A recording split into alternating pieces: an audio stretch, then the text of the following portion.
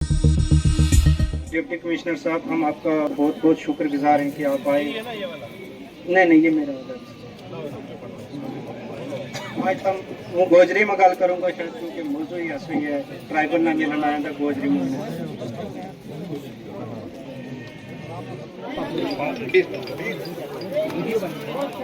Sir पूरे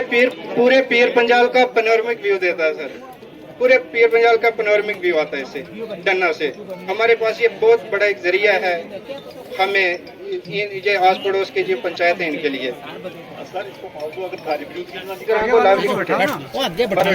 इतनी अच्छी स्पॉट है सर, रोड से कोई 10 अच्छा नहीं लगना ना कोई बैठा ना इस तरह पता लगना ना कि पब्लिक है।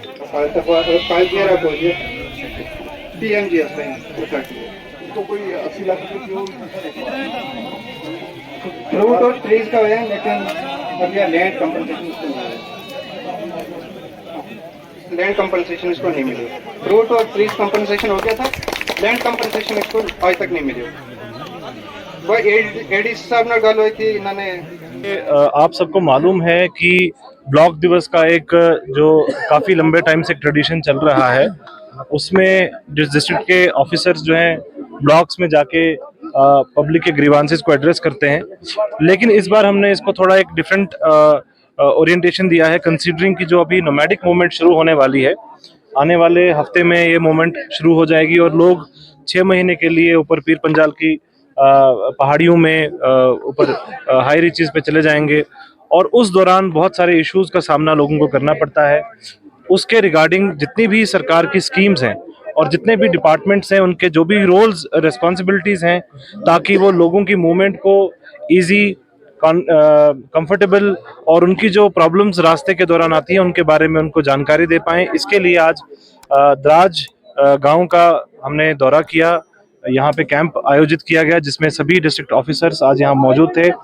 और एक डिटेल में वार्तालाप हुआ है लोगों के साथ,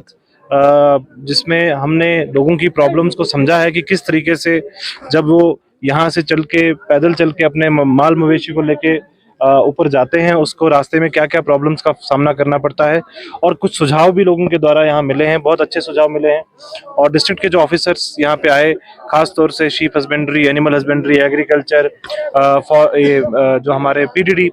बहुत लोगों की कंप्लेंट थी कि बिजली के बिल आते हैं, जबकि स्कीम ऑलरेडी है कि अगर कोई माइग्रेटरी पॉपुलेशन है उसका 6 महीने बिजली के बिल जो है माफ़ रहते हैं। और यही सारी चीज़ों को लोगों के बारे में लोगों को बताने के लिए आज ये कैंप यहाँ पे आयोजित किया गया। आप देख पा रहे हैं कि लोगों का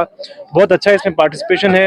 एनर्जेटिक पार्टिसिपेशन है, लोगों ने बहुत अच्छे से सुझाव भी दिए हैं। मोबाइल स्कूल्स को लेकर कुछ इंपॉर्टेंट फीडबैक्स हमें आए हैं और यही कोशिश है प्रशासन की कि चाहे वो सबसे लाइन में सबसे पीछे व्यक्ति हो, उसके लिए भी हमारे डिपार्टमेंट्स उसी शिद्दत से, उसी मेहनत से काम करें, सिंसेरिटी से काम करें। और चाहे कोई भी ग्रुप हो, चाहे कोई भी हमारी नोमैडिक कम्युनिटीज़ हों, उनको किसी प्रॉब्लम का सामना ना आए। जब भी वो माइग्रेटरी रूट पे रहें, रास्ते में उन्हें किसी भी प्रॉब्लम कोई भी दिक्कत आती है तो हमारे डिस्ट्रिक्ट के सभी ऑफिसर्स खड़े रहेंगे उनकी प्रॉब्लम्स को रिजॉल्व करने के लिए जिस भी तरीके से पॉसिबल हो। आज हमारे एडीसी साहब ने बताया कि अगर कोई प्रॉब्लम आती है, मान लीजिए किसी का जानवर रास्ते मर जाता है, तो अगर व्हाट्सएप पे भी उसकी इन्फॉर्मेशन दे देता है तो भी हमारे डिपार्टमेंट्स उस पर कार्रवाई करना शुरू कर देंगे। तो ये सारी की सारी चीज़ें आज इसी तरीके से प्लान की गई हैं ताकि आने वाले जो 6 महीने लोगों के लिए वो आराम से निकले, उसमें ज़्यादा प्रॉब्लम्स ना आए। इशू रहता है जब ट्राइबल नोमैडिक कम्युनिटी खासतौर से मूव करती है और उस दौरान बच्चों की पढ़ाई इफेक्ट हो जाती है। उसके लिए सरकार की एक स्कीम थी मोबाइल स्कूल्स की, जिसमें सेम कम्युनिटी से लोगों को, जो पढ़े लिखे लड़के, नौजवान लड़के लड़कियां हैं, उनको उसमें इन्वॉल्व किया जाता था ताकि वो बच्चों को पढ़ाएं। लेकिन उसकी इफेक्टिवनेस बार बार हमने देखा है कि जिस लेवल पे होनी चाहिए उस लेवल पे इफेक्टिवनेस होती नहीं है। आज लोगों से भी हमने ये फीडबैक लिया है कि किस तरीके से उसमें प्रॉब्लम्स आती हैं लोगों को, और उसी को, उस सिस्टम को बेटर करने के लिए आज चीफ एजुकेशन ऑफिसर को डायरेक्शंस दी गई हैं कि वो प्रॉपरली इस चीज़ को समझने के लिए दौरा करें, 2 मोबाइल स्कूल्स खुद विजिट करें और उनके बाद जो फीडबैक आता है उसके ऊपर काम करें कि किस तरीके से हम मोबाइल स्कूल्स की फंक्शनिंग को और बेहतर कर पाएंगे। इससे पहले भी एक डाइट के साथ हमने मीटिंग की थी जिसमें ये कहा गया था कि कोई ना कोई असेसमेंट ज़रूर होना चाहिए। जो बच्चे माइग्रेट करते हैं उसके बाद वापस आते हैं, जिस स्कूल में वापस आते हैं वहाँ पे एक असेसमेंट ज़रूर होना चाहिए, ताकि हमें मालूम पड़े कि टीचर ने इन 6 महीनों में कुछ पढ़ाया है या नहीं पढ़ाया है। तो वो सभी चीज़ों के ऊपर बात की गई है और कोशिश यही रहेगी कि इसके ऊपर हम किसी तरीके से सिस्टम को बेटर कर पाए। कि ये बहुत अच्छा आपने पॉइंट रेज किया है, क्योंकि जब भी इस ट्रेचरस रास्ते में बहुत मुश्किल जर्नी रहती है, उसमें हमारी बहुत सारी प्रेग्नेंट वुमेन उस जर्नी में इन्वॉल्व होती हैं और रास्ते में उनकी डिलीवरीज भी किसी की रहती है। उसके साथ उसके लिए आज आशा जितनी भी इस पर्टिकुलर गांव में और ख़ास तौर से सेम कम्युनिटीज़ में जो आशा वर्कर्स हैं, उनकी ओरिएंटेशन की जा रही है कि उनको किस तरीके से एक लेबर का जो डिलीवरी का प्लान होता है,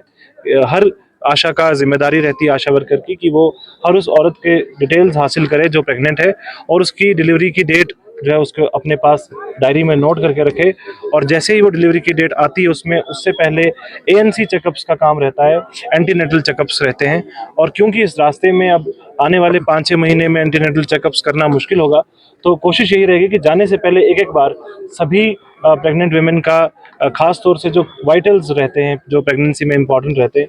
चाहे वो ब्लड प्रेशर हो, चाहे वो हीमोग्लोबिन हो, चाहे वो बाकी कुछ रिस्क फैक्टर्स हों, उनको चेकअप किया जाएगा मेडिकल डिपार्टमेंट्स के ज़रिए। और जिनकी प्रेगनेंसी रिस्क फैक्टर ज़्यादा रहेगा, उनको यही हिदायत दी जाएगी कि वो मूव ना करें, और वो अगर हो पाए तो डिलीवरी डेट से पहले अपना जो डिलीवरी है किसी इंस्टीट्यूशन में कराएं।